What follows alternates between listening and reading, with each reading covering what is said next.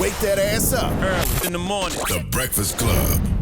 Morning, everybody. It's DJ Envy, Angela Yee, Charlamagne the Guy. We are The Breakfast Club. We got a special guest in the building. That's right. This is one of my partners who I don't like talking to because her stories give me anxiety, but she's necessary to talk to. That's right. Toni Rivera. Good morning. Good morning. You want to tell the people exactly who you are and what you do? Please. My name is Toni Rivera. I'm an advocate for sex and human trafficking. I was a victim. I went from being a victim to a trafficker, and now I rescue. Most people call me the black modern-day Harriet Tubman. Why? I don't know. Now, tell us your story. Let's start from the beginning, because you said you were a victim. Oh, the official title is anti-sex trafficking activist, right? Yes. Okay, gotcha. Yes. Now, you said you were a victim. What happened? Explain what happened, because like Charlamagne said, we love you. But sometimes when you talk to us, I got 3 daughters. Like the other day, you know what I'm Let saying? me talk to you about trafficking. I'm like, ooh. Lord have mercy, man. But people need to hear these stories, though. Yeah. So what happened? Went to the Freaknik. Freaknik in Atlanta. What year was 96. this? 96. How old were you? I don't want to put your age out there, but were you a teen? Yeah, teen. Oh, teenage, okay. 16 turning 17. Mhm. And went down. We were supposed to be home, sleep over. But I'm the one of the group that's like, I want to go, I want to do things, I want to see everything, I want to just be out there. Right. Coming from the little town, which Charlamagne know where I'm coming from, it's very small. Mhm. And What's the town called? the town is Calhoun Falls, right outside of Columbia, Irmo, Lexington, South Carolina. South Carolina. Yep. Therefore, I got to say this because there's a lot of kids out there be like, what the heck is Freaknik? Freaknik is like what Miami 4th of July, Miami Yes. Martin Luther King weekend is now, where we all used to go down to Atlanta, and it used to be Times 100, though. disrespectful times Yes. 100. Very, Go ahead. very much so. We went down. We had no money, mind you, no money for gas, no food, money for food, nothing. So I was like, you know what? I'm gonna do what I do best. Got on top of the car, had a little Daisy Dukes on, as we used to call it. Mhm. Started dancing, and right before my eyes, made us $800. It was me, my friend Val, Tanya, Jackie, this guy named Curtis, and we had nothing. So people but just started throwing money. throwing money. Mhm. Then once I got off the car, this guy came up to me, and he was like, "I saw you like to dance, huh?" And I was like, "Yeah." And he just gave me this fat wad of money. And being from where I'm from at that time, you didn't talk to your kids about stranger danger. Mm-hmm. So me getting that kind of money from somebody who I don't know, and then he had that New York accent, so it was like, Talking fast, yeah, a lot of cash. yes, Okay. yes, And the it's gift never, of gas. it's never too old for stranger danger, by the way. Oh, it's really not. Mhm. Yeah. It's really not. And when he gave me that, he was like, "Where y'all staying at?" I was like, we don't know yet." He was like, "I can get y'all a room." So he got us a room at Howard Johnson by the airport. So we went Howard there. Johnson back in the day was where you Yes, stay. Howard Johnson, yes. Red Roof Inn, but go ahead. Yeah, we stayed there. We still not thinking nothing about it. So he was like, I'm going to a club. I don't know if y'all remember Cheetahs down in Atlanta. Yep, I remember Cheetahs. So he took me there, told the guy that I was 18. They let me in. And next thing I know, I hear Southern Belle. Southern Belle come to the stage. I'm like, who the fuck is Southern Belle? I'm looking around like everybody else is looking around. Who is Southern Belle? Next thing I know, he tell me to go on the stage. So I get on the stage and start dancing, and I'm really seeing the money. And So Southern just Belle, went he from pointed there. to you, and he can say go. You was like, all right, well, we ain't got no money anyway. Exactly. So got on the stage, started dancing, made more money. So it was like me coming from a little town, not knowing about stranger danger, and me just getting all this money, but not knowing in the back of my mind he had something set up for me. And what was that plan that he had for you? Back then, y'all called it prostitution. We all called it prostitution. Mhm. I was the hoe, he was the pimp. Mhm. So it was just like we gonna run with it. Then he knew that I liked to sing, and he just made it known that in order for me to get where I need to be fuckable. I had to do it. If that's what I wanted, that's how he wanted to present it to me, help me get on. That's what I had to do. So I just went with it and started doing it. You never went back home after Greek Yes, I Festival went back weekend? home. He allowed me to go back home because I told him the truth. I told him everything. And that's one thing that I try to get parents to talk to their kids about. Do not allow your kid to tell friend, quote unquote, everything. You don't know who your kid's talking to on social media or whatever, but just be careful. Keep something sacred, because that's what he did to me. He got all my information from where I was from to my mom name, my dad name, everything, Mhm. you know. And So when you do something like that, then he can keep tabs on you. Yes. So he don't mind sending you home because he can always go get you. And that's what he did. And, you know, he would come get me. He would send me money. Get you? Like come in your mama house and come to knock on the door? Yeah, he came to my little town. Was your dad there? Nah, my mom and dad split up when I was like 13. So your dad wasn't in your life? Yeah, I was real young when they split. So he would come pick you, let you go home, come pick you up, and then what? Send me tickets for me to come wherever he was at. And, you know, I'm thinking I'm just going to party, not knowing I'm going to a hotel where all these guys is at. And, you know, with me being molested as a kid, it didn't feel wrong to me sleeping with different guys. Because you still was experiencing that trauma from being molested as a child. It was like a mental thing, you know. And for a long time, I had to do it because it made me feel better. It's a fucked up way of thinking. You know, being molested from age 5 to 16 by your mom's current husband. Damn. She wound up marrying him. She's still with him now? Yeah. Did she know? He left. Yeah, I told her. But, you know, it was just that old Tony's fast. She's hot in the ass. That's that old school way of thinking. Yeah. So, and it happened with a cousin or two in my family, you know. And I'm like, shit, if I'm giving it to them for free, why not give it to somebody else to pay? Yeah. You know, and that's just my mentality at that time. And I needed it. It was like, it made me feel good. It just took the stress away. It was like a mental thing. It's like they say, you know, sex is like a hit of dopamine. So yes. For that moment, the fact that somebody was showing you affection, you was high. I needed it. Yeah. It was like I needed it. And was the pimp, was he taking care of you and everything? Or was it one of those? At first. Because sometimes we have pimps are good, I don't want to say good pimps, but they take care, and sometimes it's abusive. At first, but when I wanted to just stop, because I was supposed to go off to school, I went to Pittsburgh with my cousin, and he followed me there. So my family didn't find out until August 2016 that I really wasn't in school. Everybody thought I had just left. So this is 10 years. Yeah. Jesus Christ. So it's like they just thought I was in school. So 2016, I went home. I told my family what was going on because I wrote the book. You know, everybody knew something was going on because they just thought that I just left because my background, what was going on when I was younger, being molested or whatever. But they never knew like the harsh shit that I was going through. He really took me and I couldn't come back home. He had me from college to college recruiting. Back then we call it shopping. You know, you guys call it recruiting. So you were recruiting other women and other girls. Yeah, and this is why I get anxiety, but go ahead. But they university, won't say. Why not? University of Pittsburgh. That's where I was at, you know, and what was crazy about it is because they really thought I was a student there. So you was just on campus? Just on campus. I had pledged and everything. What do you mean pledged? Yeah. You was in a sorority? Yes. With Delta. You pledged? Yeah. And they allowed you, they didn't have to see your records in that? No. You know what's crazy is everybody knows I was pledging Kappa, right, when I was in school. And my grade was 1 point away. I had to pass this test. I needed an 80, and the instructor gave me a 79. And that was the reason I couldn't pledge. So they were really into grades. So nobody checked grades or nothing? No. Are you still a Delta? No. Oh. No. From my understanding, I talked to one of the girls who I tried to recruit at that time, and she was like, you know, your name was taken off. And I was like, it's only right. You know, and I wasn't mad, but it did bring a wake-up call to colleges. It did bring a wake-up call to other sororities, you know, that... You went through the hazing process and everything and the whole shebang? Yeah. And you and did the line at homecoming and all that? Yeah. I didn't do the homecoming line. We had a party after that, and I went because he wouldn't let me go. Question. Wow. Shouldn't we change the language, like from recruiting and shopping to kidnapping? Yes. Okay. Yes, and that's my big thing right now that I'm having trouble with because I'm trying to get someone to help me write it up so I can get the laws changed.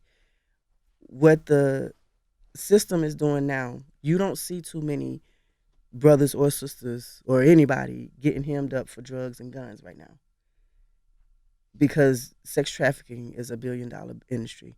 Why the hell would I go do 5 to 10 years in prison for guns and drugs when I can just grip somebody up, go to jail for 6 months to a year, get a pop on the hand, and get out and go to John's school? Okay, question. I want to get back to your abuser because I want to get back to everything you're talking about. But what was the breaking point between you and your abuser? Like what made you decide that enough is enough? It wasn't one. He left me in the house. What do you mean? So they had me in a stable on Bettisford Road down in North Carolina. Okay, what is a stable? The stable is what y'all call a trap house right now. Yeah. Okay. But he placed me with a family that people thought was my family, Mm-hmm. you know. And they left. Nobody was in the house. And it's very not frequent that they would leave me there by myself, me and the other girls that was there. So they were paid to pretty much watch you. With drugs, yeah. Mm-hmm. So he left, and one night a friend of someone in the house that didn't know what was going on came and was like, "You want to go to the movies?" And I was like, "You asking me?" And he was like, "Yeah, because the guy Kendall who was there that was supposed to go to the movies wasn't there with him. He had to go to work." So I went to the movies and I never came back. You just what, did something click in your head? Like, Yeah, because no one was in the house. That it like clicked. Bitch, get the fuck up out of here. Ain't nobody here. It's gonna be your last This chance. your last chance. And the guy I went with didn't know what was going on. mm-hmm. He knew nothing. He thought that I was actually a relative of theirs. So he was just taking you out being nice. Being nice. Now, what were you looking for when you were trying to recruit these women? Was it I went to looking for- churches. looking churches? Yeah. So, Man, please say you talking about the chicken place and not. No. no. So That what- was my place. What was you're looking for? Was it looking for women without dads? Was it low Anything. self-confidence? Or what? Anything. You didn't have to have a dad. The two women who just finally, reached out to me and was like, "Yo, we forgive you. You shed some light on some shit back then that we didn't know what was going on." And I helped these two girls get away. How would you folk like? And the only reason I'm asking is there's some girls out there, I'm sure, or some dads or some moms is like, "No, my daughter's fine." So how would you persuade them to come? What was your targets like? I guess. My targets was praying on their needs.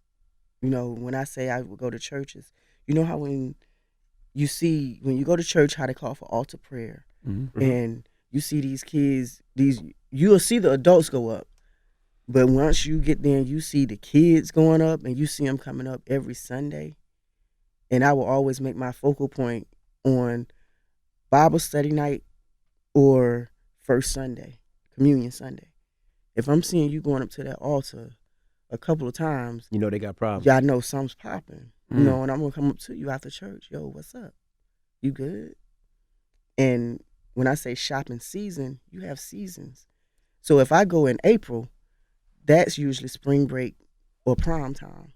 So I know you want money either for prom, or you either want money to go Summer. spring break, and mom, dad can't help. If I see you going like May, the end of April, May, and you going up a lot, you got graduation time coming. So I'm gonna try to, I'm gonna convince you, I'm gonna help you. But what you gonna give me at the end when you try to leave? So are these like poor and disenfranchised kids from the hood, or just like, is that your target? Like, what is it? It wasn't a thing where didn't have that mind frame of just targeting. It was just whatever I see. Mm-hmm. What's the current state of human trafficking in the United States? Oh, right now, what I speak on is African Americans and Latinos. Mhm. We have a total different statistic than Caucasians when it comes to the human trafficking.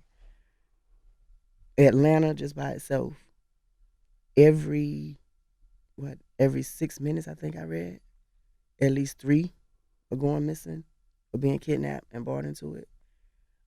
Florida, you can't really give like a set ratio because different states is different numbers. I see it in Atlanta airport all the time. Yes, They have so many posts about it. yes, different states is different numbers.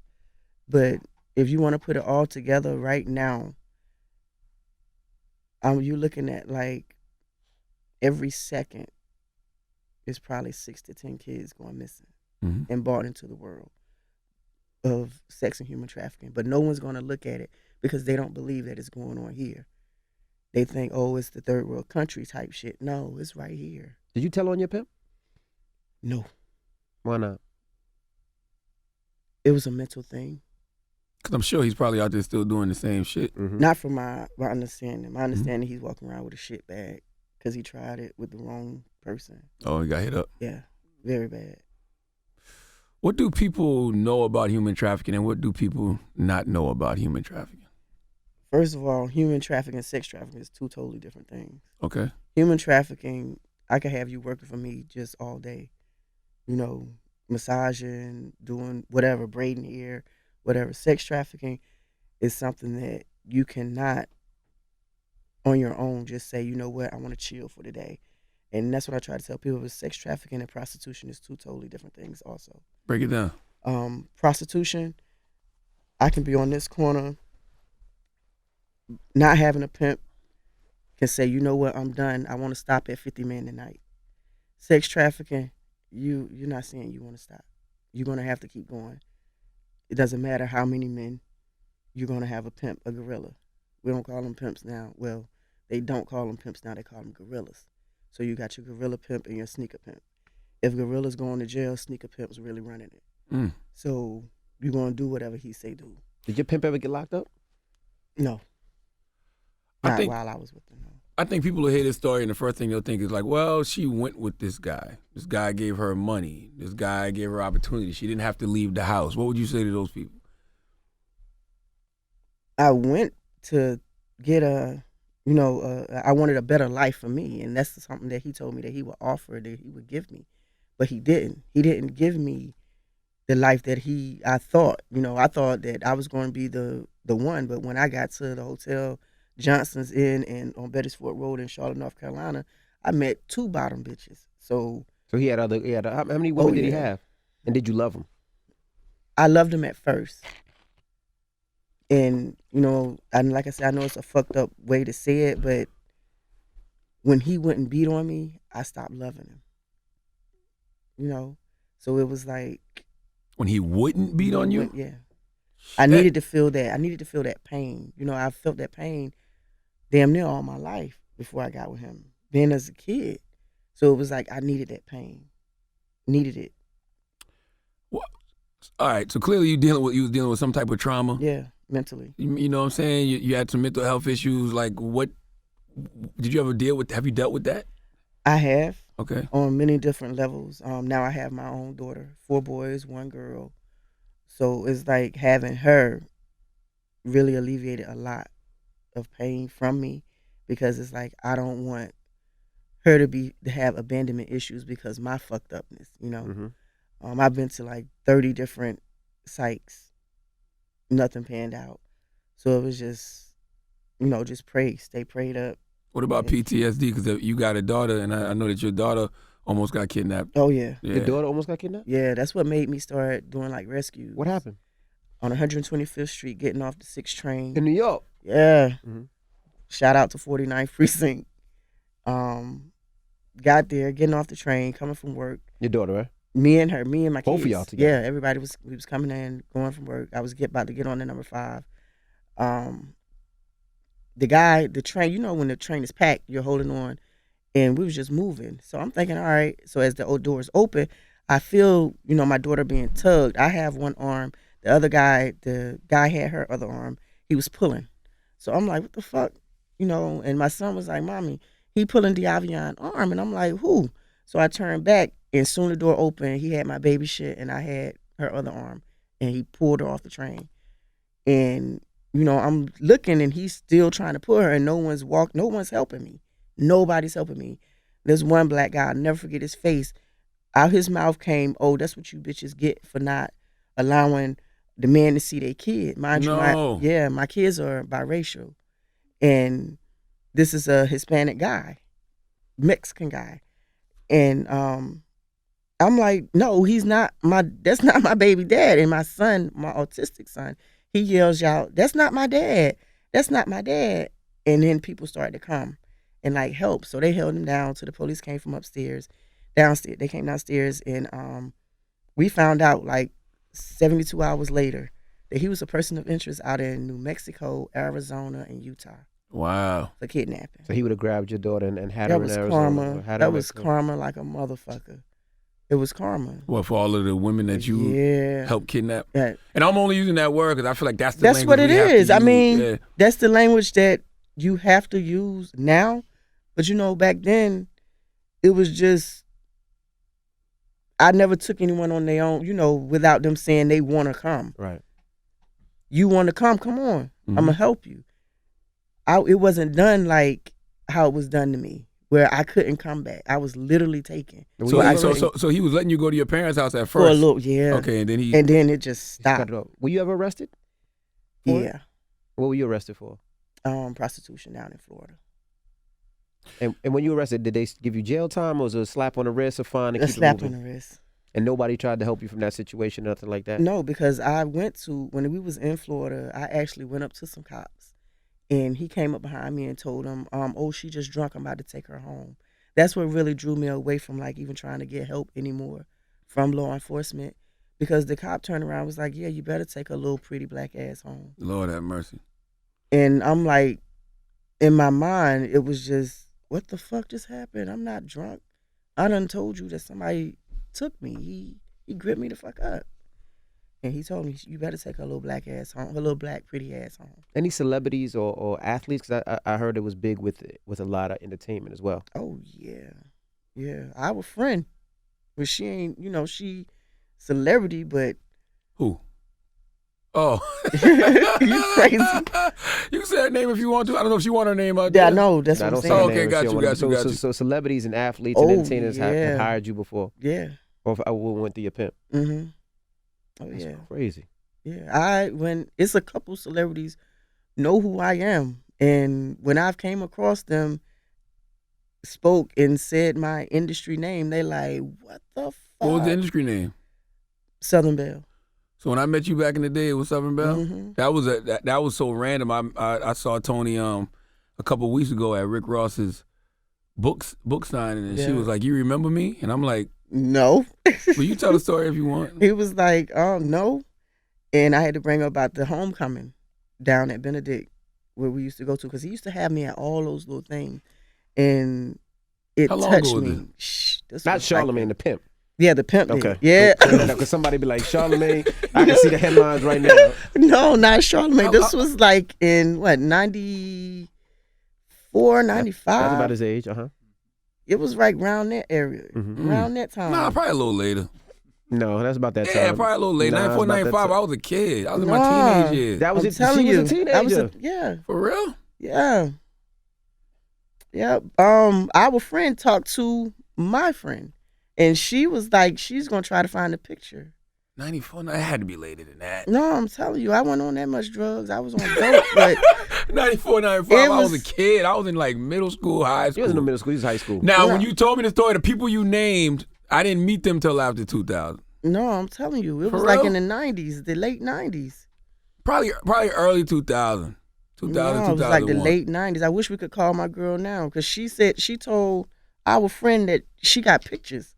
Really? Yeah. And what happened? So what was the story again? Uh-oh. We was in the hotel room, and you told me I was too pretty of a girl to be doing what I was doing, and he gave me a fucking Subway sandwich and a grape soda.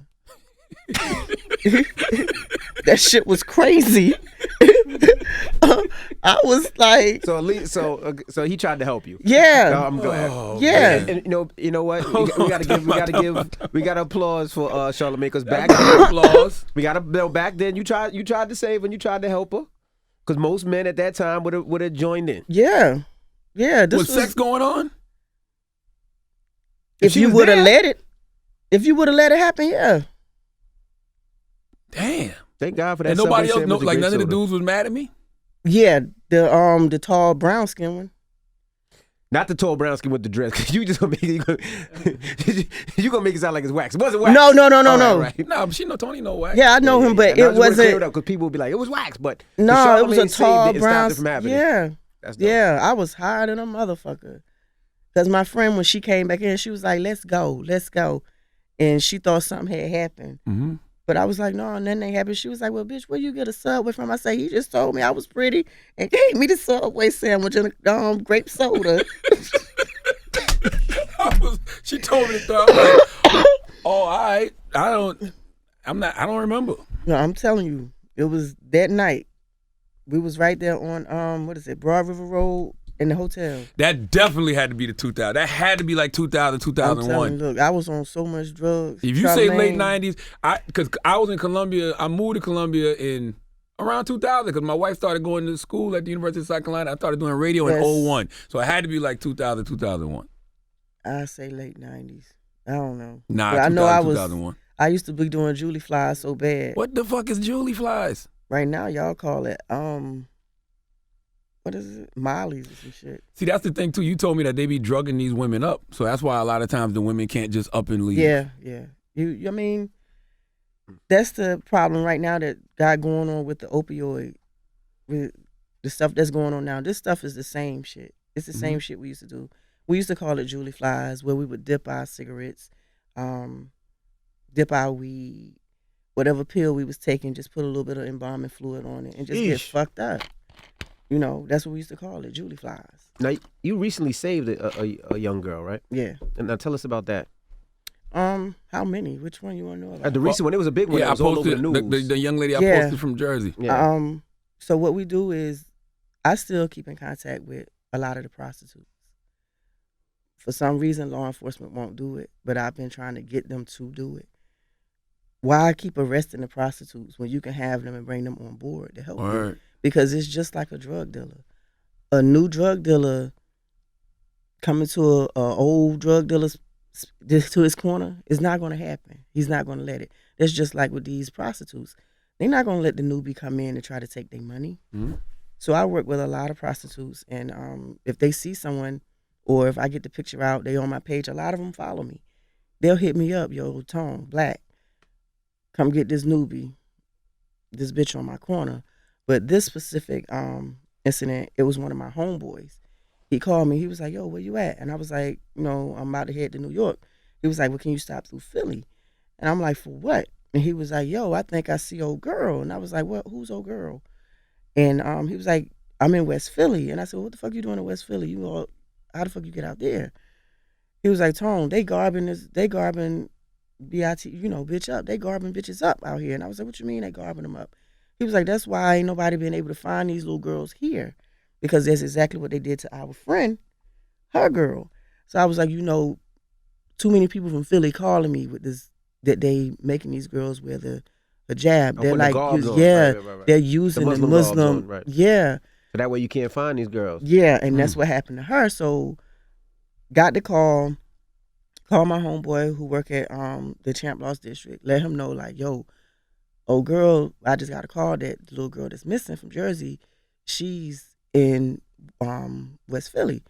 So he was like, nah. He said, somebody told me they took her. I said, I'm telling you, I just got the call from one of my homeboys. Got out there, called me back. He was like, yo, yes, she was in West Philly on the porch going into the house. And I was like, did she really have the overgarment and stuff on? He was like, no. He said, but a neighbor did tell us they were seeing her come in and out, seeing some women come in and out with that on. I was like, yo, so now what? Where we go from here? So now I'm supposed to go and, you know, have a talk with them. His name is Lamont, and we're going to sit down, like, really talk with the law enforcement there, because that's what's going on now. And I'm like, if this shit get out of hand, I'll never be able to find nobody no more. And the girl is home now, right? Yeah, she's home. So question, if we continue to make the block hot, right? Because it don't seem like the government or the police are taking this issue serious. If we continue to, like, when we know these girls are missing, like, putting their faces out and, like would that make the guys be like, yo, send her home? Oh, yeah. She hot. Oh, yeah. Yeah, it'll make them scare the shit out of them. I mean, that's what happened with my very first, you know, the very first person that I rescued. She was down, and her mother's is from where I'm from, Greenwood, South Carolina, and she was down in Atlanta. Her name is Amira. And my friend called me, and she was like, Toni, somebody I know needs your help. And I was like, what's going on? And she was like, girl, this sex trafficking shit is crazy down here in Atlanta. So it just so happened I was supposed to be in Atlanta. And they gripped her up coming from school. Got down there, did my little research, you know, did my little dress up, made myself up, disguise or whatever, and went to this whole warehouse where they was bringing girls in, college students, bringing them in and telling them that they had jobs for them, giving them to fill out the application. And when they call them back, this for the second interview, they was putting shit in their drinks. Well, Spelman is off the list. My daughter, sorry, Spelman. Atlanta Yeah, they was putting shit in their drinks. That is the And scariest when shit they ever. was waking up, they was somewhere else. Like if you go to my Instagram page, you will see the rescue that me and my husband did, I think like a year or two ago at the rest area on Jersey Turnpike. Old girl had she was branded, he had branded her and everything. Was it like a tattoo? Mm-hmm. Now, How can we teach kids to stay away from like these situations? Like what should they be looking for when potential sex trafficking situation? Don't, like how me and Envy talked the last time we was here, and he was like, oh, I'm very close to my daughter. Me and my daughter talk. I need for both parents to be just like that. Keep the communication open with your kids. Mm-hmm. Yeah, I got communication, and then I'm overprotective. You know, I got my daughter's passwords, and I go through her phone, and I do a lot that I shouldn't. But my dad is a retired police officer, so I go over and beyond. Yeah. And what else do you say besides that? The conversation. Keeping the conversation open.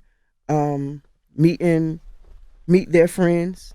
Try to stay on board when a new friend come involved. Meet those parents. Don't just have them out here willy nilly saying, "Oh, that's my friend. We just met." No, meet parents. Set up times where they can come over just to be involved. Continue to stay involved in your kids' life.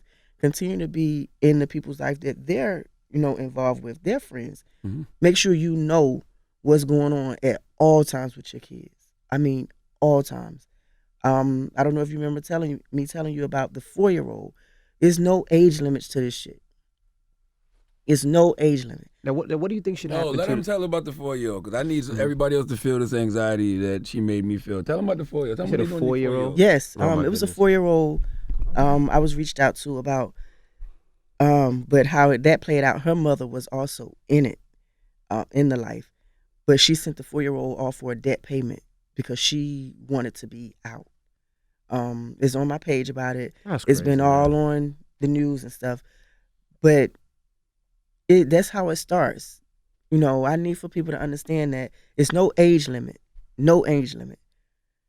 Latinos and African Americans are going to go missing far more than someone Caucasian. And I can explain that in a minute. But the reason why there's no age limit to it is because they want to start fresh. They want to start young. What you do is when you get a kid that age, you put those kids, they house those kids. It's called inbred sex trafficking. You teach them early. Put them in a closet. Let them go a couple days without eating. When they're going those couple days without eating, you're teaching them how to suck a dick. That's what you're doing. Imagine a 4-year-old going through this, and a 12-year-old, a 16-year-old. You putting them in there. You got them in the closet.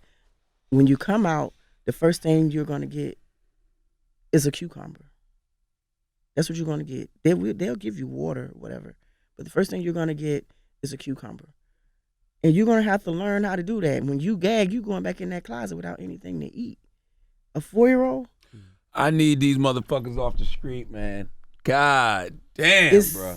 And I've heard so many horror stories when it comes to like the girls that I've rescued, and it's fucking crazy. It's nothing like it was when I was doing it. This shit is like evil. So what do we got to do, man? Wait, before that, what do you think about the men that hire these girls? What should happen to them? Because if there's no demand for it, I mean, there's kind of like no supply. But what about these men that are hiring or trying to have sex? Some from of them this don't 15 to know. 16? see, and when you When going you in pay, there, you gotta know something. Nah, No. look at somebody like Robert Kraft going into that massage parlor, getting a some massage. of them don't know. Envy, if I could pull a whatever the girl superhead move and put some names out there that I done been with that did not know, that I know if they see this show and hear this show, they're gonna be like, what the fuck?